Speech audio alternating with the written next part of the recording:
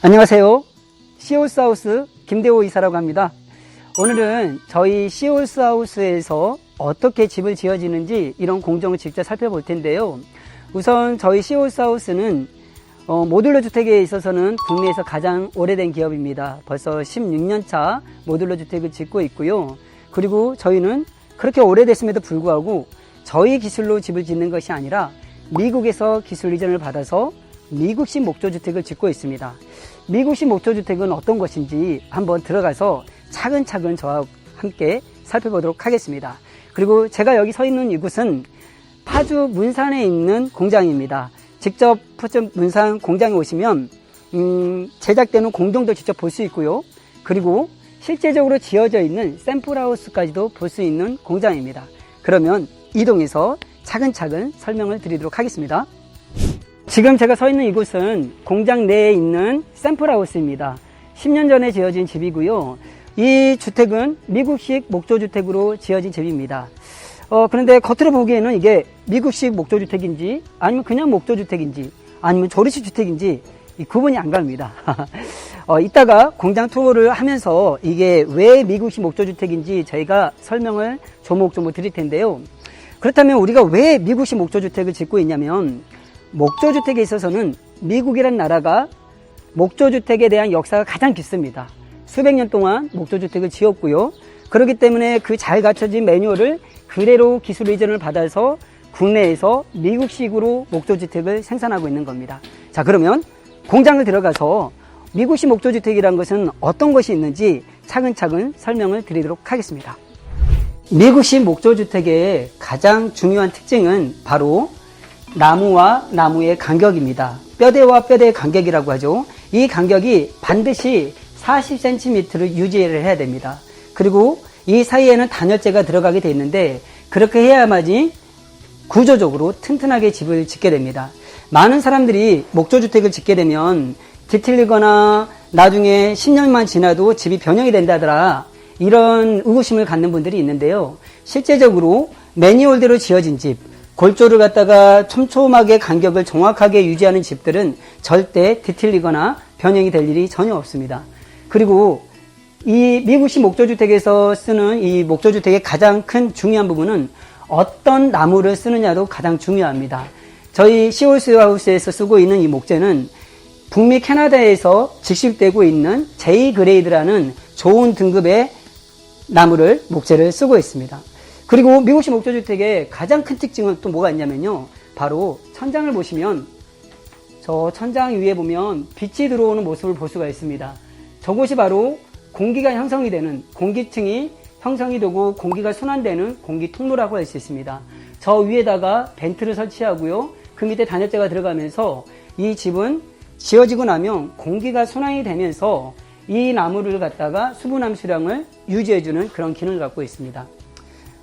아까 제가 잠깐 이 나무에 대한 원자재에 대해서 말씀을 드렸는데요. 이 나무는 반드시 수분 함수량이 9에서 12% 남겨져 있는 잘 건조된 나무를 써야지만이 그리고 간격을 잘 유지해야만이 뒤틀림이 없고 수명이 100년까지 갈 수 있는 그런 튼튼한 집을 만들 수가 있는 겁니다.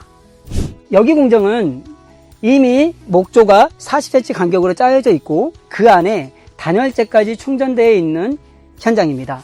그런데 이 단열재는 가등급, 나등급, 다등급으로 구분이 되고 있는데 저희가 쓰고 있는 이 인슐레이션 글라솔의 이 등급은 가등급의 단열재를 쓰고 있습니다. 어떤 지역은 중부 1지역만 가등급을 쓰고 중부 2지역 그리고 남부 지역 같은 경우는 나등급, 다등급을 써도 무관하지만 저희 시홀스하우스에서는 모든 단열재, 중부 1지역, 중부 2지역, 남부 지역 상관없이 무조건 가등급의 단열재를 쓰고 있습니다. 그 이유가 뭐냐면 단열재의 역할이 비록 그냥 보온에 대한 그런 역할만 갖고 있는 것이 아니라 단열재 역할은 좋은 등급의 단열재를 썼을 경우에 겨울에는 따뜻하고요. 여름에는 시원합니다. 그리고 이 단열재가 충격을 흡수해주는 역할도 갖고 있고요. 그리고 소음을 차단해주는 차음 역할까지 갖고 있기 때문에 여러 가지 기능을 갖고 있기 때문에 저희 시홀스하우스에서는 중부 지역, 중부 2지역, 남부 지역에 상관없이 무조건 가등급의 단열재를 쓰고 있습니다. 그럼 지금부터 시홀스하우스만의 기술력을 갖고 있는 현장을 찾아왔는데요. 저희 시홀스하우스는 바닥 프레임을 이렇게 철 프레임으로 짜고 있습니다. 이렇게 철 프레임을 짜는 이유는 뭐냐면 저희가 이동식 주택이기 때문에 이 주택을 들고 이동을 해야 되는 과정 중에 뒤틀리지 않게 하기 위해서 철 프레임을 짜고 있는데요. 이 철 프레임은 구조 계산이 되어 있는 구조가 안전한 그런 구조로 짜여져 있는 철 프레임이라고 할 수 있겠습니다. 그러면 이 철 프레임이 현장에서 어떻게 배치되고 이 철 프레임 안에는 어떤 식으로 목 구조가 설치가 되는지 한번 현장으로 가서 확인하도록 하겠습니다. 방금 말씀드렸던 것처럼 철 프레임이 이렇게 짜지게 되고요. 각 프로젝트별로 철 프레임이 깔리게 됩니다. 지금 보고 있는 이 현장의 철 프레임은 제주도 서귀포에 나가는 모델인데요. 보시다시피 지금 현재 목 구조를 짜기 위해서 준비 중에 있습니다. 지금 보시는 이 두 부분이 1층이고요. 그리고 이 두 개의 모듈러는 2층입니다. 그리고 제일 뒤에 있는 저 조그마한 프레임은 다락을 짓는 또 하나의 모듈입니다. 그래서 1층과 2층 위에 다락까지 짓는 모듈로 만들어지고 있는 프로젝트입니다. 보시는 바와 같이 철 프레임 안에다가는 이 목 구조가 삽입되게 되어 있는데요. 이 목 구조도 마찬가지로 벽체와 천장에 들어가는 목 구조의 40cm 간격으로 바닥에다가도 40cm의 간격으로 목 구조를 짜가지고 이 프레임 안에다가 나무를 삽입하는 공정입니다. 이건 국내에서 유일하게 시홀스에서 하고 있는 그러한 프로세스이고요. 그리고 이 사이에는 동일하게 단열재가 들어가게 되어 있습니다. 오늘 현장에서는 단열재를 삽입하고 있는 공정을 볼 수가 없는데 이 부분은 사진을 통해서 보여드리도록 하겠습니다. 제가 서 있는 이곳은 바로 현관 입구입니다. 바로 여기에는 신발장이 들어갈 거고요. 그리고 중문을 열고 들어가면은 거실이 될 텐데 중요한 거는 현관 입구, 그러니까 신발장이 놓이는 신발이 놓이는 이 부분까지도 보일러 배관이 깔라져 있다는 겁니다. 저희 시홀스하우스에서는 난방을 100% 하고 있습니다. 현관 입구뿐만 아니라 그리고 화장실, 그리고 다용도실, 그리고 하다못해 계단실 밑에까지도 배관을 깔아서 100% 난방을 통해서 겨울을 엄청나게 따뜻하게 보낼 수 있는 그런 집으로 제작이 되어지고 있습니다. 방금 전에 제가 말씀드렸던 대로 시홀스하우스에서는 현관 입구뿐만 아니라 화장실에도 그리고 100% 난방을 까는 보일러 배관이 깔려져 있다고 했는데 지금 보시는 부분이 바로 화장실입니다. 화장실에도 보일러 배관이 깔려져 있고요. 그리고 저기 보면은 작은 공간이 있는데 저기는 나중에 건축주께서 화장대를 쓰겠다고 해서 만든 공간인데요. 저기 밑에다가도 엑셀 배관을 통해서 보일러 배관을 설치해 놨습니다. 자, 많은 분들이 이런 질문을 합니다. 그러면 배관이 많다라는 거는 겨울에 난방비가 많이 나오는 거 아닙니까?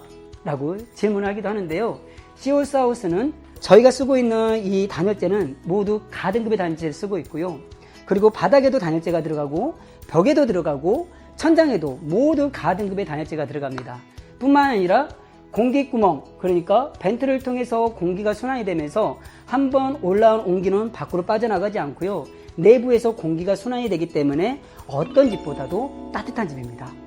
기본적으로 목조주택은 어떤 주택도 따뜻하기 마련입니다. 그러나 저희 시홀스하우스의 목조주택은 목조주택 중에서도 더 따뜻한 집이라고 할 수 있는 공정입니다. 지금 뒤에 보이는 이 모델은 오늘 오후에 김해로 출고되는 프로젝트입니다. 1층이 2개 모듈이고요. 2층에 2개 모듈로 형성이 돼서 총 4차가 김해까지 이동을 하는데요. 어떻게 공장에서 어디까지 완성이 되고 또 현장에 가서는 어디서부터 제작이 되는지 설명을 드리도록 하겠습니다. 따라오시면 기본적으로 외장재는 현장에서 80%를 완성해서 가게 됩니다. 보이는 부분이 1층이고요. 1층에 1개 모듈, 또 이곳은 바로 2층의 또 하나의 모듈입니다. 현장에 가서 들어오시면 1번 모듈과 2번 모듈이 결합이 돼서 이게 1층이 되는 겁니다. 그런데 중요한 거는 보면 아까 제가 말씀드렸던 대로 온도를 쳐서 이동을 하게 됩니다. 온돌이 두께가 50cm가 넘습니다.